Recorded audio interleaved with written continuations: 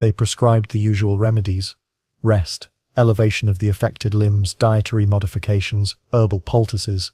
For a while these measures seemed to help. The swelling would go down, the pain would ease, and Anne would return to her normal activities.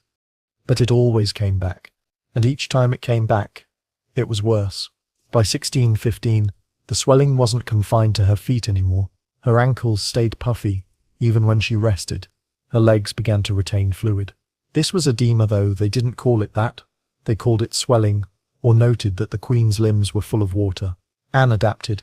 She reduced her physical activities, spent more time seated or in bed, delegated tasks she would normally have done herself. She still presided over her court, still commissioned artworks and theatrical productions, still involved herself in political intrigues. But the woman who had once danced for hours in elaborate masks now struggled to walk across a room. Her weight increased noticeably.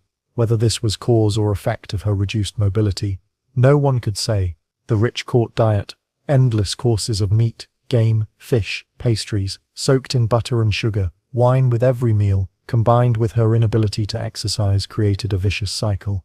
Contemporary accounts began to note, delicately, that the Queen had grown corpulent. In the medical thinking of the time, this wasn't seen as a personal failing. The physicians attributed Anne's weight gain to an imbalance in her bodily humours, the four fluids that were thought to govern health and temperament. An excess of phlegm, they theorised, was making her body retain fluids and accumulate flesh. The solution, naturally, was to purge these excess humours through various means. This is where Sir Theodore de Mayerne enters the story in earnest. He was not a typical court physician, born in Geneva in 1573. He had studied medicine in Heidelberg and Montpellier, where he became fascinated with the revolutionary ideas of Paracelsus. Paracelsus had rejected the ancient humoral medicine of Galen, which had dominated medical thinking for over 1,000 years. Instead, he proposed that diseases were caused by external agents and could be treated with chemical medicines derived from minerals and metals.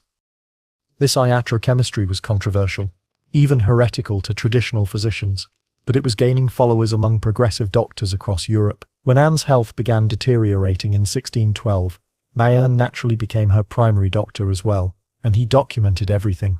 From April 10, 1612 until Anne's death in March 1619, Mayerne kept detailed Latin case notes recording every symptom, every treatment, every success and failure. His treatments for Anne included emetics to induce vomiting, forcing her stomach to expel its contents, the theory being that this would clear corrupted humours from her system. Anne would be given preparations that made her violently nauseous, vomiting repeatedly until her stomach was empty and her throat raw, purgatives to empty her bowels, often